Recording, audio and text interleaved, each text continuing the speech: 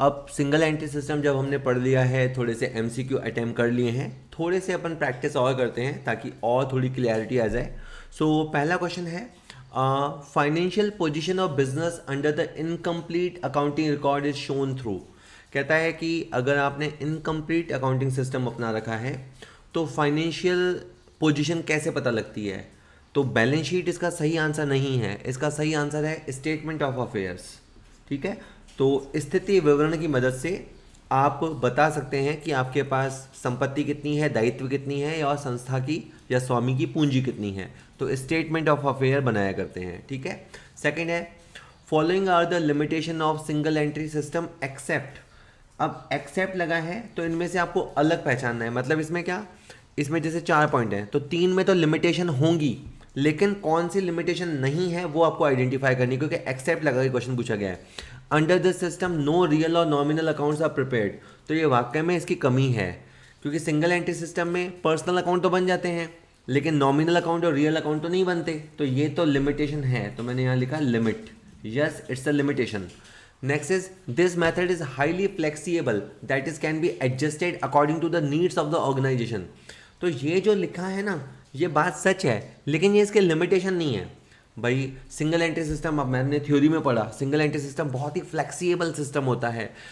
व्यापारी चाहे जिसे लिखे, जैसा चाहे लिखे, पूरा लिखे, आधा लिखे, ना लिखे, पर्सनल ट्रांजेक्शन लिखे, उसकी फ्लेक्सिबिलिटी होती है। तो ये उसका एक तरह का एडवांटेज है। तो ये लिमिटेशन नहीं है, लिमिटेशन में क्रॉस किया। और पढ़ लेते हैं, balance sheet can not be prepared by showing the two show the actual financial position. जैसे अभी मैंने इससे पहले वाले क्वेश्चन बताया कि आपका इसमें तैयार भी होता है तो स्टेटमेंट ऑफ अफेयर तैयार होता है, बैलेंस शीट तैयार नहीं होती है। तो ये वाकई में इसकी लिमिटेशन है। और it is the incomplete system to maintain the accounts and records. और वाकई में एक अनसिस्टमेटिक मेथड है, इसमें अकाउंट्स और रिकॉर्ड्स कंप्लीट होते ही नहीं है। तो ये भी इसकी लिमिटेशन है। और भी इसकी कुछ लिमिटेशन हो सकती है, जैसे इनकम टैक्स अथॉरिटीज़ के सामने या कोर्ट में मान्य नहीं है, इसमें आप ट्रायल बैलेंस नहीं बता सकते, इसमें आपका P&L एक्यूरेट प्रॉफिट नहीं बताता। ये सब इसकी लिमिटेशन है, लेकिन ये बहुत ही फ्लेक्सिबल है। ये इसकी लिमिटेशन नहीं है बल्कि इसका एडवांटेज है, या वन ऑफ द इसका पॉपुलैरिटी रीज़न है। तो ठीक है, जस्ट MCQ क्वेश्चन का करने का मकसद केवल इतना होता है कि आपको एक अप्रोच पता लगे कि कैसे MCQ क्वेश्चन पढ़ा जाता है, कैसे देखा जाता है। बाकी तो आपने जितना अच्छे से वीडियोस में प्रिपेयर किया होगा, जितना अच्छे से अपना चैप्टर तैयार किया होगा, उतना अच्छे से आप क्वेश्चंस को लगा पाएंगे। पूरा क्वेश्चन बैंक सॉल्व किया करिए, जो ऐप के अंदर अवेलेबल है वो पूरा क्वेश्चन बैंक आप सॉल्व किया करो। If third is question is, if cost of goods sold is 80,700, opening stock 5,800, closing stock 6,000, then the amount of purchase. तो वेल COGS का हमें फॉर्मूला पता है, हमें opening stock plus purchase minus closing stock less करना होता है। Logic ये होता है कि हमारे पास कुछ स्टॉक पहले का होता है, कुछ हम परचेज करते हैं, उसमें से जो बच गया उसे लेस कर दो तो हमारा COGS निकल के आ जाता है। तो इस फॉर्मूले में टोटल 4 चीज़ें हुई, अगर आप फॉर्मूले में देख पा रहे हो, COGS, opening stock, purchase, closing stock. तो कोई सी भी एक जो चीज़ मिसिंग है उसे निकाला जा सकता है। आपको COGS गिवन है 80,700, आप इसको थोड़ा सॉल्व कर लो। 80,700, इधर 5,800 है, इधर माइनस का 6,000 है, तो यहाँ माइनस के 200 रह गए। और परचेज की फिगर है, परचेज के फिगर को आप अपनी तरफ ही रखो, माइनस के 200 को इस तरफ लाओगे तो प्लस का हो जाएगा, तो आंसर आएगा 80,900। तो इस साल हमने 80,900 का परचेज किया होगा। देखो ये क्या बताता है और ये क्या बताता है। इस साल जो हमने परचेज किया वो है 80,900, और इस साल जो हमने सेल किया है उसकी कॉस्ट है 80,700। सेल किया है उसका तो फिगर है ही नहीं, हमने खरीदा कितना था और उसमें से कितना बेचा है, या ओपनिंग स्टॉक या परचेज में से कुल हमने कितना बेचा है। हमने 80,700 का सामान बेचा है, तो 80,700 ऑप्शन में ही नहीं है। वेल डी आंसर दे रखा है 80,900।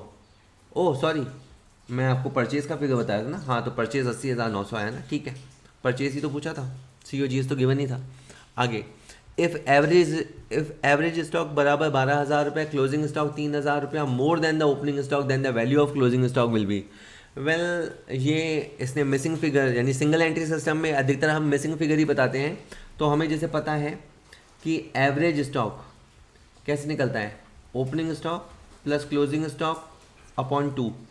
एवरेज स्टॉक 12,000 है, ओपनिंग स्टॉक नहीं पता, मैंने X माना है, और क्लोजिंग स्टॉक 3,000 ज़्यादा है, तो इसे मैंने x प्लस 3000 माना कि सर वापस बोलो, क्लोजिंग स्टॉक 3000 ज़्यादा है, किससे ज़्यादा है, एक x वैल्यू है उससे 3000 ज़्यादा है, तो माना ओपनिंग स्टॉक x है तो क्लोजिंग स्टॉक x प्लस 3000 है अपॉन 2, ठीक है।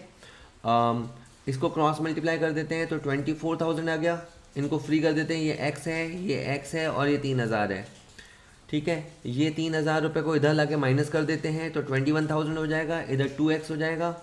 इसके बाद अपन एक x की वैल्यू निकालेंगे तो 21,000 डिवाइडेड बाय 2, तो ये आ गया आपका 10,500।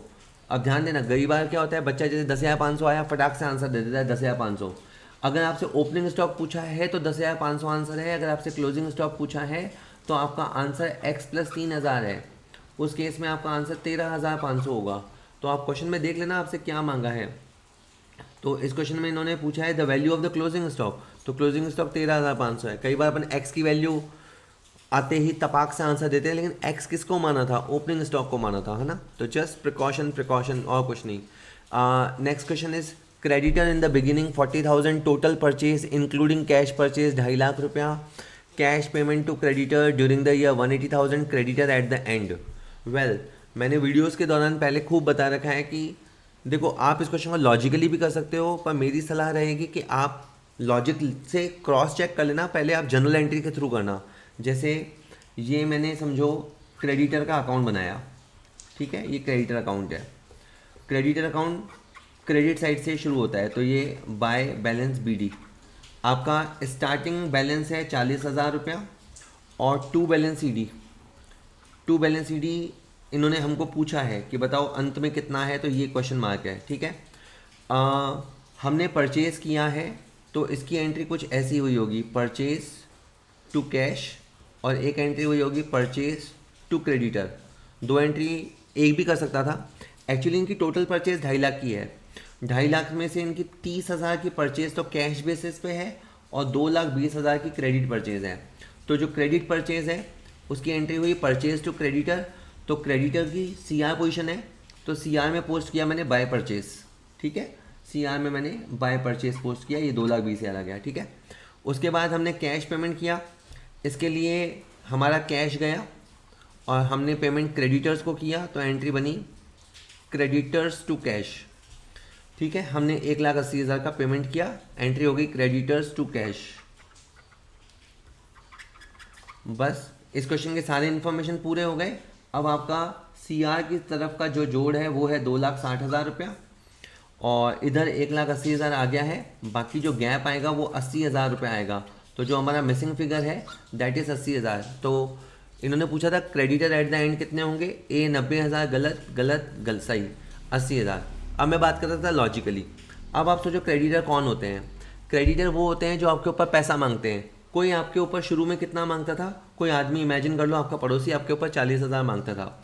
40,000 तो पहले का मांगता है और फिर तुमने उससे 2,20,000 का सामान उधार खरीदा, तो 40,000 पहले का बिल बाकी है, 2,20,000 का इस साल खरीदा, तो तुम्हारे ऊपर टोटल बाकी कितना हो गया 2,60,000, ये टोटल बाकी हो गया। उसमें से तुमने उसको पेमेंट कितना किया 180, तो 2,60,000 में से 180 पेमेंट कर दिया, तो अब उसका कितना बचेगा 80,000 रुपया। तो ये आप लॉजिक से भी निकाल सकते हो, ये आपके ऊपर होता है कि ना आपको जब समझ में आने लग जाएगा। अगर आपकी अकाउंट स्ट्रांग है, आपकी एंट्रीज स्ट्रांग है तो गो विद द एंट्रीज। पर अगर मैं बताऊँ ये क्वेश्चन कोई बच्चा जैसे एंट्रीज में परफेक्ट नहीं है, by the way non commerce student भी है, वो भी अगर थोड़ा हिसाब लगाएगा लॉजिकली तो वो समझ जाएगा, ठीक है। हेलो स्टूडेंट्स, अगर आप कॉमर्स के स्कूल लेक्चरर की तैयारी कर रहे हैं तो हम आपके लिए कंप्लीट कोर्स लेके आए हैं। ये कोर्स हमारे ऐप पे अवेलेबल है, आपको प्ले स्टोर से उसे डाउनलोड करना होगा। उस कोर्स में आपको कंप्लीट कंटेंट मिलेगा जिसकी आपको ज़रूरत है। अगर आप एक ही बार में अगर अपना स्कूल लेक्चरर एग्ज़ाम क्रैक करना चाहते हैं तो आपको ज़रूर ये कोर्स लेना चाहिए। इस कोर्स में आपको क्या मिलेगा, आपको सारे चैप्टर्स के वीडियोज़ मिलेंगे।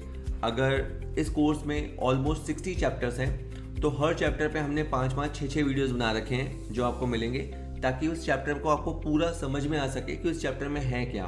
प्रैक्टिकल क्वेश्चंस वाइट बोर्ड पे कराए गए हैं, इसके अलावा थ्योरी लेक्चर्स के वीडियोस भी दिए गए हैं। चैप्टर होने के बाद प्रैक्टिस के लिए हर चैप्टर के 100 से ज़्यादा MCQ कराए गए हैं, कहीं कहीं तो 200 या 300 MCQ भी हैं। मिनिमम हर चैप्टर के 100 MCQ दिए गए हैं। इसके अलावा सारा कोर्स हो जाने के बाद प्रैक्टिस के लिए या एग्ज़ाम के लिए तैयार करने के लिए 50 सैम्पल पेपर्स दिए गए हैं। एक सैम्पल पेपर में 150 MCQ हैं, टोटल 7500 MCQs आर देयर। इसके अलावा हर चैप्टर के नोट्स हमने दिए हैं। ये नोट्स और सारे MCQ हिंदी में भी हैं, इंग्लिश में भी हैं, तो अगर आप किसी भी लैंग्वेज से हैं कोई बैरियर नहीं है, आप आराम से इसकी तैयारी कर सकते हैं। कोर्स लेने के बाद बाय द वे ऐसा होगा नहीं, पर बाय द वे अगर आप संतुष्ट नहीं हैं तो 5 दिन के अंदर आप मनी बैक गारंटी ले सकते हैं। कोई क्वेश्चन नहीं पूछा जाएगा, आपकी फीस पूरी की पूरी रिफंड कर दी जाएगी। जस्ट आपको 5 दिन कोर्स को लेके देखना है, अगर आपको अच्छा नहीं लगता है तो पूरी फीस आपकी वापस कर दी जाएगी। इसके अलावा ये सारा कंटेंट रिकॉर्डेड फॉर्म में है। फिर भी अगर आपको किसी क्वेश्चन में डाउट आता है, अगर आपको कोई क्वेश्चन समझ में नहीं आता या आप कुछ पूछना चाहते हैं, तो आप लगातार व्हाट्सएप ग्रुप में हमसे संपर्क कर सकते हैं। आप जो डाउट भेजेंगे शाम तक होते होते उसका फुल सॉल्यूशन आपको प्रोवाइड करा दिया जाएगा। चलो next is opening stock 3 lakh, sale 15 lakh, gross profit लागत पर 25%, परचेज 18 लाख, अंतिम स्टॉक होगा। अगेन आप इसको COGS के फॉर्मूले से कर सकते हो या चाहो तो आप ट्रेडिंग अकाउंट बना कर सकते हो। माय एडवाइस विल बी कि आप ट्रेडिंग अकाउंट बना के करो, इससे आपके अकाउंट्स की भी प्रैक्टिस होती चली जाएगी। ट्रेडिंग अकाउंट, अब जैसे ओपनिंग स्टॉक हमें पता है, ओपनिंग स्टॉक 3 लाख दे रखा है और क्लोजिंग स्टॉक CR की तरफ होता है। क्लोजिंग स्टॉक हमसे पूछा है, एक्चुअली ये मिसिंग है ना। अच्छा, DR की तरफ में परचेज आता है और CR की तरफ में सेल आता है। आपकी जो सेल दे रखी है वो दे रखी है 15 लाख, आपका GP दे रखा है 25%, बट मैंने हमेशा कहा है 25% पे रुका मत करो, लाइन कंप्लीट किया करो। 25% ऑन कॉस्ट या 25% ऑन सेल, लाइन हमेशा पूरी किया करो। ये है 25% ऑन कॉस्ट वैल्यू, 25% को फ्रैक्शन में कन्वर्ट करो, यानी 25/100।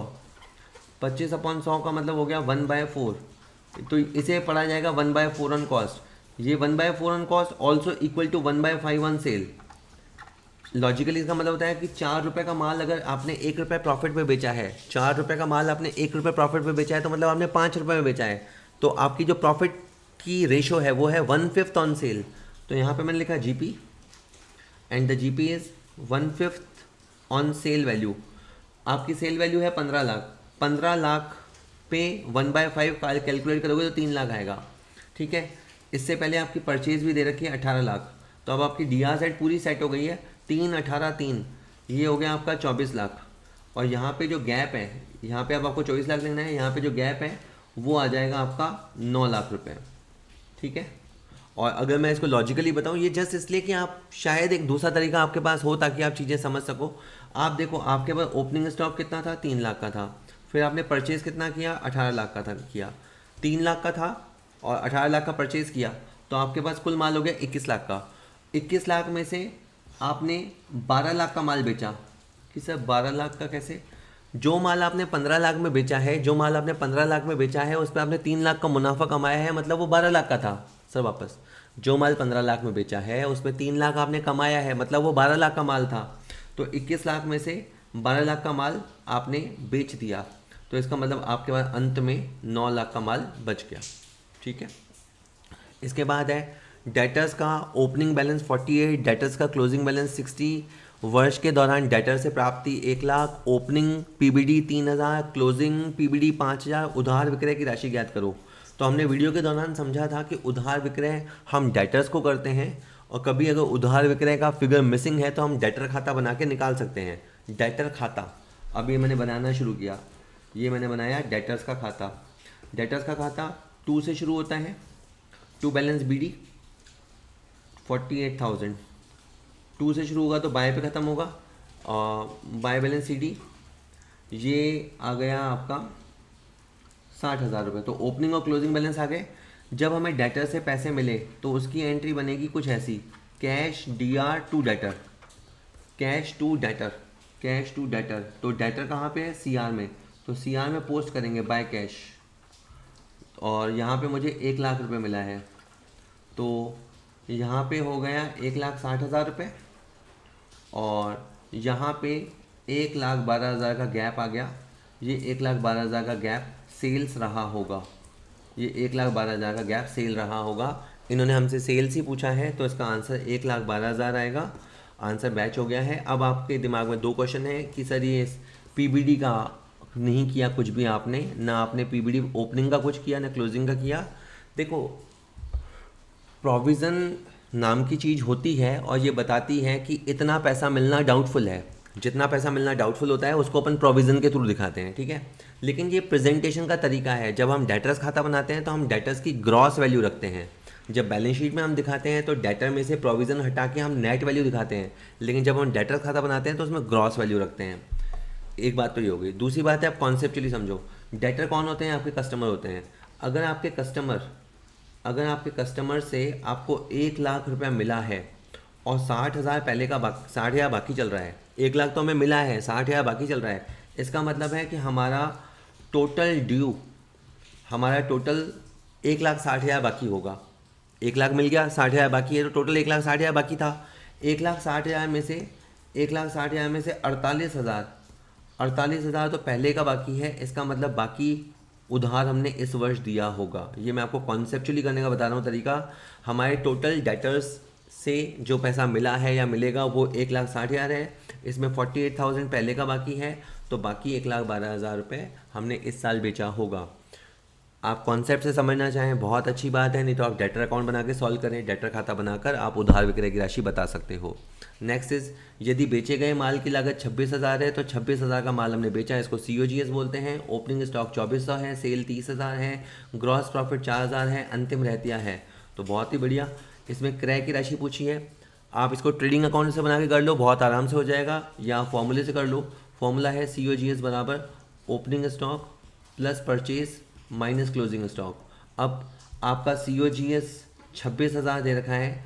ये COGS ना दे रखा होता तो मैं आपको बोलता, देखो हमने 30,000 का माल बेचा है और हमने 4,000 का ग्रॉस प्रॉफिट कमाया है। इसका मतलब उस माल की कॉस्ट ज़रूर से 26,000 रही होगी। क्योंकि आप खुद ही सोचो ना, कोई सौदा आपने 30,000 में किया और 4,000 प्रॉफिट कमाया, इसका मतलब उसकी कॉस्ट या COGS क्या होगी? 26 होगी। वेल, COGS आ गया, ओपनिंग स्टॉक 2,400 आ गया, परचेज आपसे पूछा है, और क्लोजिंग स्टॉक 1,600। ठीक है, लेफ्ट हैंड पे 26,000 रहने दो। 2,400 में से 1,600 गया तो 800 आएगा, प्लस परचेज आएगा। परचेज की वैल्यू को डिटरमिन करने के लिए 800 को इधर लाके माइनस कर दो। 26,000 में से 800 माइनस हो जाएगा तो 25,200। 25,200 इतना परचेज हमने ड्यूरिंग द ईयर किया होगा। ठीक है, तो ये सारे हम मिसिंग फिगर निकाल रहे हैं क्योंकि हमारे पास सिंगल एंट्री सिस्टम है, प्रॉपर अकाउंटिंग सिस्टम नहीं है, तो इसलिए इस तरह से उल्टे पुल्टे तरीक़ों से हमें से जो मांगा जा रहा है वो हम निकाल रहे हैं। नेक्स्ट इज, दे रखा है जनवरी, दे रखा है दिसंबर। जनवरी को 30,000 की है, लाइब्रेरी 13,000 की है। दिसंबर 31 की कैपिटल दे रखी है। वर्ष के दौरान स्वामी ने 4,000 के आहरण किए, तो बताइए पूंजी की राशि 1 जनवरी को क्या होगी? ये 1 जनवरी है, हमसे कैपिटल पूछा है, तो हमें पता है कि A - L बराबर C। हाँ, असेट में से लाइब्रेरी हटाते हैं तो कैपिटल आ जाती है, तो फिर तो ये 100 ही हो गया। हमारे असेट 30,000 के, हमारे लाइब्रेरी 13,000 के थे। मतलब क्या हुआ लॉजिकली कि हमारे पास 1 जनवरी के दिन असेट जो थे वो 30,000 के थे और लाइब्रेरी जो थे वो थे 13,000 के। तो इसका मतलब ओनर की कैपिटल 17,000 रही होगी, तो इसका आंसर 17,000 रुपये आ जाएगा। अब आप कहेंगे फिर सर ये बाकी चीज़ें क्यों दे रखी है? तो अगर मैं इस क्वेश्चन को और चलाना चाहता तो मैं ऐसा बोल सकता था, इस क्वेश्चन में ओपनिंग कैपिटल 17,000 थी, आज के दिन इनकी कैपिटल 16,500 है, और इनके जो ड्राइंग्स हैं वो 4,000 है। तो इस क्वेश्चन में चाहता तो हमसे प्रॉफिट भी पूछ सकता था। अगर ये प्रॉफिट पूछता तो अपन एक फॉर्मूला लगाते हैं, वो अभी आगे वाले क्वेश्चनों में बहुत बार आएगा, तो अपन वहाँ से कर लेंगे। ठीक है, तो लेकिन इन्होंने प्रॉफिट पूछा ही नहीं, इन्होंने जस्ट ओपनिंग कैपिटल पूछा, तो मैं फिर बाकी चीज़ें प्लस माइनस क्यों करूँगा? एग्ज़ाम में जो मांगा है वो करना है, आपको क्या क्या आता है उससे नहीं आता, आपसे जो मांगा है आपने वो करना है। अब नेक्स्ट क्वेश्चन है, निम्नलिखित में कौन सा सही है? अब देखो ये सारे फॉर्मूले लिखे हैं और ये फॉर्मूले आपको कहाँ की तरफ ले जा रहे हैं? परचेज की तरफ ले जा रहे हैं। ध्यान देना, कौन सा सही है पूछा है, तो इसका मतलब है कि इसमें से 3 गलत हैं। अब मैंने पहले ओरिजिनल फॉर्मूला रखा, मुझे परचेज का फॉर्मूला आना चाहिए, पर अगर मुझे नहीं आता तो कोई बात नहीं, मुझे ये फॉर्मूला आता है, COGS बराबर opening stock plus purchase minus closing stock. अब इसी फॉर्मूले को मैं दोबारा लिख रहा हूँ। अब के बार मैंने परचेज को जहाँ है वहीं रखा, COGS को जहाँ है वहीं रखा, ओपनिंग स्टॉक को मैं इधर लाया और क्लोजिंग स्टॉक को इधर लाया, तो ये जो फॉर्मूला है ये है परचेज का मेरा रियल फार्मूला। परचेज का मुझे ये फॉर्मूला पसंद है जिसमें COGS में क्लोजिंग स्टॉक जुड़े, COGS में क्लोजिंग स्टॉक जुड़े, ओपनिंग स्टॉक माइनस हो। बिल्कुल ये पहला फॉर्मूला सही है। अच्छा, एक और बात, कई बार अपन पहले पे लगा के ए आंसर दे देते हैं, हो सकता है कि दूसरा तीसरा फॉर्मूला भी सही हो और all of the above answer हो। सेकंड में देखो COGS में से इन्होंने क्लोजिंग स्टॉक माइनस किया है तो ये गलत हो गया। अब के बाद इन्होंने ओपनिंग स्टॉक और क्लोजिंग स्टॉक को जोड़ के COGS को माइनस किया है, ये भी गलत है। और लास्ट वाले में भी इन्होंने COGS को माइनस किया है तो ये गलत हो गया। इसका फर्स्ट सही है, 10 का ए ही आंसर होगा। नेक्स्ट इज एकल प्रविष्टि विधि में लाभ की गणना का निम्न सूत्र है। अगर आपको प्रॉफिट का फॉर्मूला याद हो गया हो तो मैंने वीडियोस में खूब बताया कि आप क्लोजिंग कैपिटल में से opening capital, additional capital minus करके ड्राइंग को जोड़ेंगे तो प्रॉफिट आ जाएगा। तो ये आपका फॉर्मूला है प्रॉफिट कैलकुलेट करने का, ठीक है। क्लोजिंग कैपिटल में से ओपनिंग कैपिटल हटानी है, तो देखो ये फॉर्मूले में ओपनिंग कैपिटल प्लस फॉर्म में लिखा हुआ है इसलिए मुझे गलत लग रहा है। सेकंड फॉर्मूले में क्लोजिंग कैपिटल में ड्राइंग प्लस हो रहा है, क्लोजिंग कैपिटल में ड्राइंग प्लस हो रहा है, एडिशनल कैपिटल प्लस हो रहा है तो ये भी गलत लग रहा है।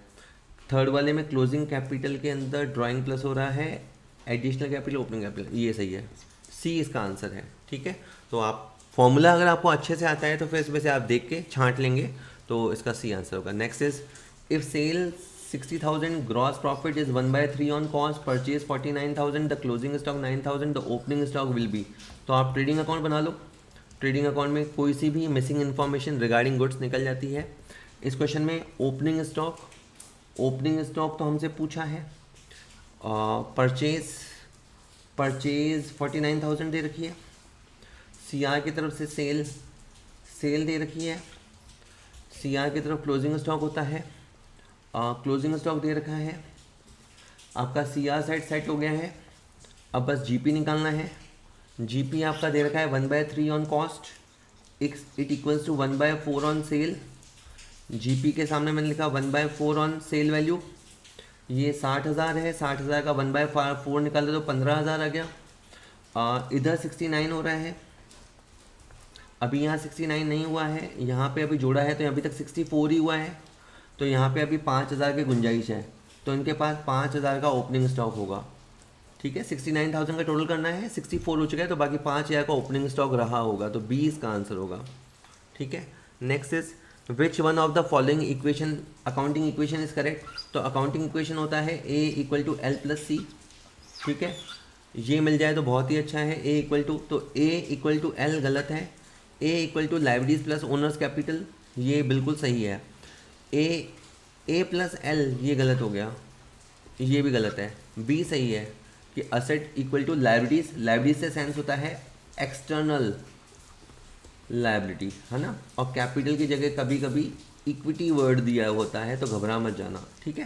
तो इसमें जो B था ना, B बिल्कुल सही था। Okay, next is the correct formula for computing profit in incomplete accounting.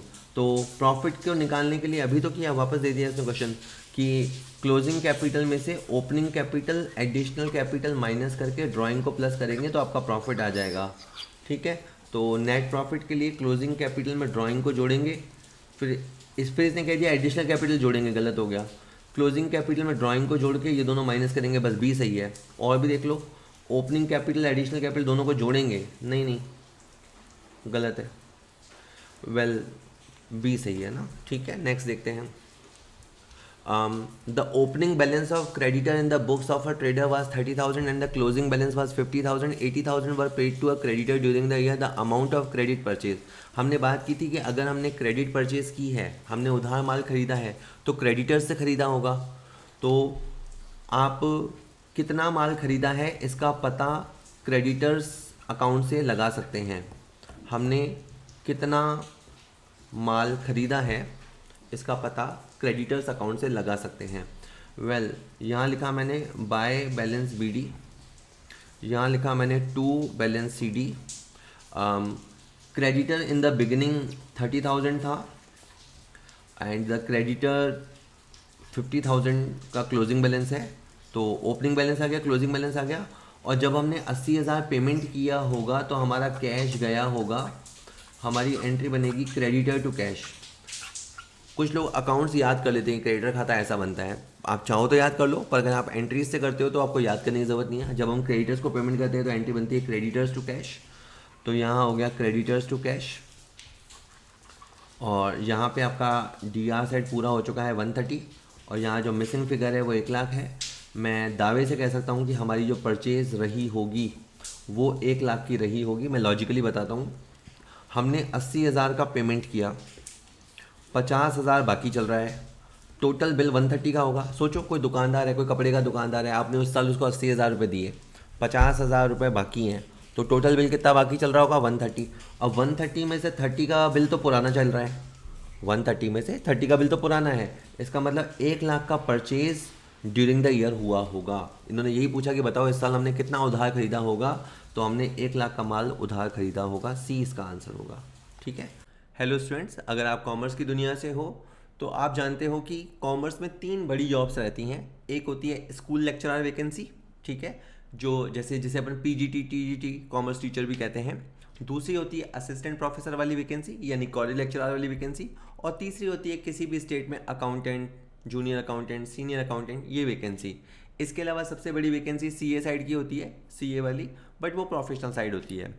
Well, आपको क्या लगता है, एक स्टूडेंट जो एग्ज़ाम क्रैक कर देता है, सक्सेसफुल हो जाता है, और एक स्टूडेंट जो एग्ज़ाम क्रैक नहीं कर पाता, एक बार के लिए फेल हो जाता है, उसमें बेसिक डिफरेंस क्या रहता है? अकॉर्डिंग टू मी जो फ़र्क रहता है वो रहता है फ़र्क प्रैक्टिस का। क्योंकि तैयारी सब करते हैं, कोर्सेज सब लेते हैं, कुछ लोग ऑफलाइन तैयारी करते हैं, कुछ लोग ऑनलाइन तैयारी करते हैं, कुछ लोग सेल्फ से तैयारी करते हैं, तो एक बार के लिए तैयारी सब करते हैं, लेकिन जो मेन फ़र्क रह जाता है ना, वो प्रैक्टिस का रहता है। ठीक है, तो जितनी ज़्यादा आप प्रैक्टिस करेंगे उतने ज़्यादा आपके सिलेक्शन के चांसेस बढ़ेंगे। ये बात बताने की ज़रूरत नहीं है कि डे बाय डे कंपटीशन बढ़ते जा रहा है, एक सीट पे 50 कैंडिडेट, 100 कैंडिडेट, 500 कैंडिडेट, ये नंबर बढ़ता ही जाएगा, क्योंकि लोगों को जॉब चाहिए। तो ऐसे में आप क्रैक कैसे कर पाओगे? जब आप बहुत ज़्यादा प्रैक्टिस करोगे। इसके लिए हम लोगों ने क्वेश्चन बैंक, बहुत सारे प्रैक्टिस सेट, बहुत सारे क्वेश्चन बैंक सब पे बनाए हैं। जैसे अगर आप स्क्रीन पे देखें तो इसमें आपको दिखाई देगा ऑडिट का क्वेश्चन बैंक दिखाई देगा, इसके बाद आप नीचे चलिए तो ये इनकम टैक्स का क्वेश्चन बैंक है, इसके बाद स्टैटिस्टिक का है। मतलब ये हमारे पास बहुत सारे, इनफैक्ट लगभग हमने सारे सब्जेक्ट्स पे क्वेश्चन बैंक बना दिए हैं, और वो बहुत ही रीज़नेबल रेट पे अवेलेबल हैं। सारे क्वेश्चन बैंक हिंदी और इंग्लिश दोनों में हैं। बहुत जगह पे हमने जहाँ ज़रूरत है वहाँ उनके सॉल्यूशंस भी दिए हैं। उसके अलावा हम डाउट डिस्कशन भी करते हैं, हमारा नंबर लगातार व्हाट्सएप पे आप देख रहे होंगे, तो उस नंबर पे आप हमें व्हाट्सएप कर सकते हैं। हम फुल कोर्सेज भी क्रिएट कर रहे हैं, but it will take time. जब तक हो सकता है आप ये वीडियो देखें तो फुल कोर्सेज भी काफ़ी सारे आ चुके होंगे, लेकिन क्वेश्चन बैंक के साथ हम रेडी हैं। तो अगर आप जॉब लेना चाहते हो तो आई विल सजेस्ट यू बहुत नॉमिनल 99, मतलब ओनली 99 रुपी, या कोई अगर बड़ा है तो 199 रुपी में क्वेश्चन बैंक अवेलेबल हैं। यहाँ तक कि आप अपने क्वेश्चन बैंक को कस्टमाइज़ करा सकते हो। अगर सपोज़ कीजिए कि हमने क्वेश्चन बैंक के अंदर कोई 2 टॉपिक नहीं डाले हैं, तो आप सिंपली व्हाट्सअप कीजिए, हम उसके क्वेश्चंस उसके अंदर और ऐड कर देंगे या आपके पास भेज देंगे। ठीक है, और अगर कोई ज़्यादा हिस्सा है तो आप उसे छोड़ दीजिए। तो बहुत सिंपल है तैयारी करना, बट तैयारी करनी पड़ती है। ठीक है ना, क्रिकेट खेलना सबको आता है ऑलमोस्ट, अगर आप इंडिया में हैं तो क्रिकेट खेलना सबको आता है, लेकिन अच्छे प्लेयर कौन बनते हैं? जो रेगुलर प्रैक्टिस करते हैं, बहुत सारी प्रैक्टिस करते हैं। तो प्रैक्टिस इज़ द की। तो मैं जैसे आपको यही बताना चाह रहा हूँ इस वीडियो में कि बहुत सारे क्वेश्चन सॉल्व करने के लिए आपको एक सॉलिड क्वेश्चन बैंक चाहिए। हमारे इस क्वेश्चन बैंक में ऑलमोस्ट हमने इंडिया में जितने भी कंपटीशन एग्ज़ाम होते हैं वो हमने सारे क्वेश्चंस कवर करने की कोशिश की है। ठीक है, थोड़े रह भी गए होंगे, बट हमने मोस्टली क्वेश्चंस को कवर किया है ताकि आप अपनी तैयारी बहुत अच्छी कर सको। सिंपल लेवल, एवरेज लेवल से लेके एडवांस लेवल तक के MCQ हमने इसके अंदर इंसर्ट किए हैं। कोई अगर चैप्टर नहीं है तो आप उसे और ऐड करवा सकते हैं। तो मैं तो आपको यही कहूँगा कि आप हमारा ऐप डाउनलोड कीजिए, इन क्वेश्चन बैंक को एक्सप्लोर कीजिए, केवल एक किसी सब्जेक्ट का क्वेश्चन बैंक आप लेके देखिए। अगर आपको फ़ायदा लगता है तो फिर आप और क्वेश्चन बैंक लीजिए।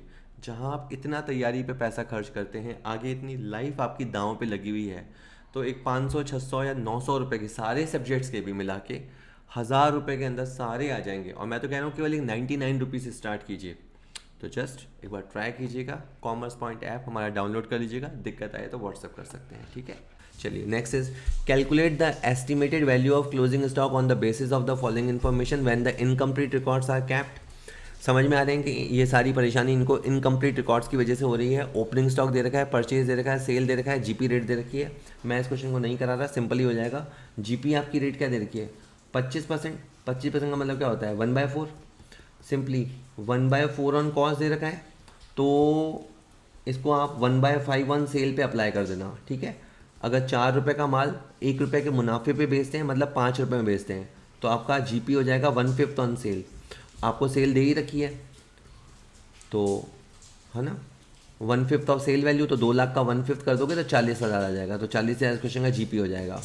फिर आप आराम से ट्रेडिंग अकाउंट बनाकर जो भी मिसिंग फिगर हो वो निकाल सकते हो। इस बार इन्होंने क्लोजिंग स्टॉक पूछा है, तो आप ट्रेडिंग अकाउंट बना के निकाल लेना आराम से, है ना, ठीक है।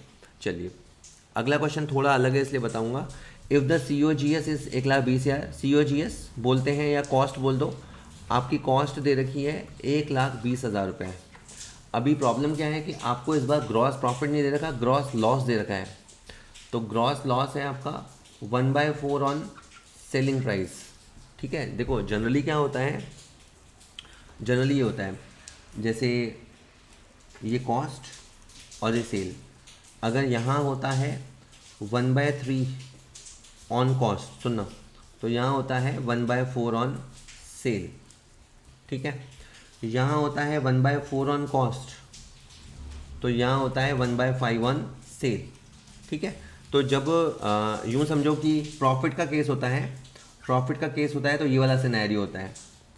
यहाँ से कॉस्ट से सेल की तरफ देखोगे तो आप आगे की तरफ भागोगे, 1/3 on cost, 1/4 on cell, 1/4 on cost, 1/5 on cell. लेकिन जब लॉस का केस होता है तो ये यूँ होता है, जैसे कॉस्ट की तरफ है 1/3 ऑन कॉस्ट, तो सेल की तरफ हो जाएगा 1/2 ऑन सेल।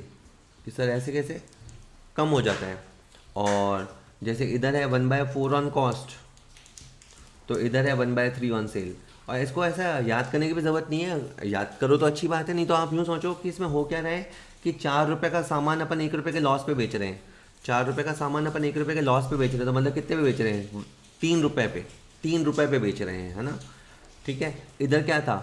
1/4 ऑन कॉस्ट पे प्रॉफिट था, यानी ये क्या है, 1 rupee profit on 4 rupee cost, 1 rupee profit on 4 rupee cost. तो यानी अपन 4 रुपये का माल 5 रुपये में बेच रहे हैं। यहाँ अपन 4 रुपये का माल 1 रुपये के घाटे में बेच रहे हैं, यानी कितने में बेच रहे हैं? 3 रुपये में बेच रहे हैं, इसलिए 1/3 ऑन सेल हो जाता है। अब यहाँ पे दे रखा है 1/4, 1/4 आपको दे रखा है, 1/4 ऑन सेल दे रखा है, ठीक है। तो इधर है ना, इधर से इधर देखो ज़्यादा हो ना, 1/2 है तो इधर 1/3 है, इधर 1/3 है तो इधर 1/4 है, तो इधर 1/4 है तो इधर 1/5 रहा होगा। कि सर मतलब ही नहीं समझ में आ रहा। मतलब 4 रुपये की सेल पे, 4 रुपये की सेल पे 1 रुपये का लॉस है, 4 रुपये की सेल पे 1 रुपये का लॉस है, तो वो कॉस्ट जरूर 5 रुपये रही होगी, तो 1/5 ऑन कॉस्ट। इस क्वेश्चन में आपकी कॉस्ट दे रखी है 1,20,000 रुपये। इस पे कॉस्ट पे मैं ये 1/5 अप्लाई करूँगा, ये 24,000 आया है। ये 24,000 क्या आया है सर? ये लॉस आया है। 1,20,000 का सामान, 1,20,000 का सामान आपने 24,000 के लॉस पे बेचा है, इसका मतलब आपने ज़रूर 96,000 में सेल किया होगा। आई रिपीट, 120,000 का माल आपने 24,000 के नुकसान पे बेचा है, तो आपने 96,000 पे सेल किया होगा। इन्होंने सेलिंग प्राइस पूछा है, 96,000 इसका आंसर होगा। थोड़ा सा टफ था क्योंकि लॉस वाला क्वेश्चन आया ना, इसलिए। इसके बाद है एक व्यवसाय की शुद्ध संपत्तियाँ। शुद्ध संपत्तियों का मतलब होता है A-L, in other word C। आपको कैपिटल दे रखी है, ये 39,000 ओपनिंग कैपिटल है, 38,000 आपकी क्लोजिंग कैपिटल है, इसके अलावा 2,000 और लगाए हैं, ये एडिशनल कैपिटल है, और 6,000 ये आपके ड्राइंग हैं। और आपसे आय पूछी है ना, 1 जनवरी से 31 जनवरी, यानी 1 महीने के अंदर इतना सब खेल हो गया। आपको प्रॉफिट निकालना है। प्रॉफिट का फॉर्मूला मैंने बता रखा है कि क्लोजिंग कैपिटल में से opening capital, additional capital minus करके ड्राइंग को जोड़ दो, ठीक है। तो अब आपकी क्लोजिंग कैपिटल है 38, opening capital 39, additional capital 2,000, drawings 6,000, ठीक है। तो तो आपके ये 38 प्लस के हैं, 38 और 6 44 तो हो गए प्लस के, और 39 और 2 41 हो गया माइनस के। 3,000 इस फर्म की नेट इनकम या प्रॉफिट जो है वो 3,000 रहा होगा। इसका बी आंसर होगा। ठीक है, फॉर्मूले से आराम से कर लोगे। Next is fixed assets of business 15,000, current assets is 6,315, liability 4,120, the owner capital. Well, हमें पता है कि ए बराबर एल प्लस सी होता है। ए माने असेट्स, असेट्स के नाम पे फिक्स्ड असेट्स भी होता है, करंट असेट्स भी होता है। तो ये फिक्स्ड असेट भी ले लो, करंट असेट भी ले लो, इन दोनों को जोड़ो तो 15 और 6 21,315 आपके असेट्स हो गए। लाइबिलिटीज़ के नाम पे आपका 4,120 हो गए। कैपिटल मिसिंग है, यानी इसको यूँ समझोगे हमारे पास जितने भी असेट्स हैं उसमें से इतने तो एक्सटर्नल लाइबिलिटीज़ हैं। तो सी की वैल्यू निकाल लो, तो 21,315 में से 4,120 निकाल लो। 21 में से 4 चले गए तो 17 बच गए। 300 100 200 नहीं, वेल 5, 11 में से 2 गया 9 और 2 में से 1 गया, ऐसे करके 17,195 रुपये आ जाएगा कैपिटल। जस्ट ये बताना था कि आपको अकाउंटिंग इक्वेशन जो बेसिक फॉर्मूला है ए बराबर एल प्लस सी है। इसके बाद आपको क्लोजिंग स्टॉक दे रखा है, COGS दे रखा है, ग्रॉस प्रॉफिट दे रखा है, परचेज दे रखा है। आप आराम से ट्रेडिंग अकाउंट बनाना। ट्रेडिंग अकाउंट में आप ओपनिंग स्टॉक भरेंगे, वो मिसिंग है। फिर आप परचेज भरेंगे, 82,000 है। यहाँ से आप सेल्स भरेंगे, कि सर सेल तो दे ही नहीं रखी है। तो आपने 75,000 का माल 5,000 के प्रॉफिट पे बेचा है ना, 75,000 का माल 5,000 के प्रॉफिट पे बेचा है, तो आपने 80,000 में माल बेचा होगा। और इसके अलावा आपका क्लोजिंग स्टॉक दे रखा है 53,400। तो अब आपकी CR की टोटल हो गई है पूरी, और CR और DR का गैप निकाल लेना। यहाँ पे 87 हो गया है, तो 13 और 33 46,400। यहाँ का जो फिगर मिसिंग है वो है 46,400। ठीक है, चलो नेक्स्ट देखते हैं। डेटर्स का ओपनिंग बैलेंस दे रखा है, क्लोजिंग बैलेंस दे रखा है, डेटर से जो रुपए मिले वो दे रखे हैं, बैड डेट्स बता रखा है, सेल बता रखी है, कैश सेल पूछी है। वेल, इस क्वेश्चन में पहले आप डेटर खाता बनाना कि सर डेटर खाते से क्या पता लगेगा। डेटर खाते से आपको उधार सेल पता लगेगी। यहाँ पे डेटर इन द बिगिनिंग था 2 लाख रुपए, और डेटर एट द एंड है आपके पास 2.5 लाख। तो ओपनिंग और क्लोजिंग डेटर आपने सेट कर दिए। डेटर से 2,80,000 मिले, इसकी एंट्री बनती है cash to debtor. Cash to debtor को पोस्ट करोगे तो यहाँ पोस्ट होगा, और यहाँ 2,80,000 रुपये आ गया। बैड डेट्स की एंट्री होती है बैड डेट्स टू डेटर, तो यहाँ पे बैड डेट्स आ गया। इस तरह से आपका CR साइड का जोड़ 3-5.5 लाख हो गया। 5.5 लाख का जोड़ है तो यहाँ पे 3.5 लाख आ गया। ध्यान देना, डेटर अकाउंट से जो सेल निकल के आती है वो उधार निकल के आती है, कि हमने जो उधार माल बेचा है वो 3.5 लाख का है। अगर इसने उधार माल पूछा होता कि उधार सेल कितनी हुई, तो मैं 3.5 लाख रुपए बोलता। अब आप ये भी जानते हो कि 4 लाख की सेल कुल मिला के हुई है, इसमें से 3.5 लाख की तो उधार है। इसका मतलब है बाकी 50,000 की सेल नकद हुई होगी। इन्होंने यही पूछा है, बताओ नकद सेल कितनी है, तो 50,000 रुपये है। ए इसका आंसर है। तो मैंने कहा ना, इस चैप्टर में कुछ भी पूछ सकता है, कुछ भी दे देता है, कुछ भी पूछ लेता है, तैयार रहिएगा। यदि बेचे गए सामान की लागत दे रखी है 240, सकल हानि, एक बार फिर हानि का परसेंटेज है। पिछली बार हमें थोड़ी दिक्कत हुई थी, मैं एक बार वापस बताता हूँ। जनरली ये यूँ होता है, ठीक है। यहाँ पे अगर 1/3 ऑन कॉस्ट होता है तो यहाँ 1/4 ऑन सेल होता है। ये प्रॉफिट के केस में होता है। यहाँ पे 1/4 ऑन कॉस्ट होता है तो यहाँ 1/5 ऑन सेल होता है। ठीक है, कि हमने 4 रुपये का माल 1 रुपया मजा लेकर 5 रुपये में बेचा। लेकिन लॉस के केस में क्या होता है, अगर यहाँ है 1/4 ऑन कॉस्ट तो यहाँ हो जाएगा आपका 1/3 ऑन सेल। ठीक है, 1/4 ऑन कॉस्ट है तो यहाँ हो जाएगा 1/3 ऑन सेल। तो चलो इसी को कर लेते हैं। और अगर जैसे मान लीजिए यहाँ है 1/5 ऑन कॉस्ट तो यहाँ हो जाता है 1/4 ऑन सेल। जैसे इस क्वेश्चन में यही दे रखा है, विक्रय का 25% फ्रैक्शन फॉर्म में क्या हो गया 1/4। 1/4 on cell value, it means 1/5 on cost value. ठीक है कि सर इस पर हमें आना क्यों पड़ेगा, क्योंकि इस क्वेश्चन में आपको कॉस्ट गिवन है, आपको कॉस्ट गिवन है ना, तो अब आपको इसके ऊपर 1/5 अप्लाई करना है। तो 2,40,000 पे 1/5 अप्लाई करोगे तो 48,000 आएगा। अब इसका क्या मतलब निकलेगा कि 240 का सामान हमने 48 का घाटा खाकर 192 में बेचा, तो अगर लॉस पूछेगा तो 48 आएगा, और अगर सेलिंग प्राइस पूछेगा तो आपका 192 आएगा। ठीक है, तो इसने सेलिंग प्राइस पूछा था तो सेलिंग प्राइस आपका 192 आएगा। ठीक है जी, तो आसान से क्वेश्चन है, आप लोग कर लेंगे। ठीक है, होप वीडियो आपके लिए यूज़फुल रहा होगा। वीडियोस देखते रहिए, पढ़ाई करते रहिएगा।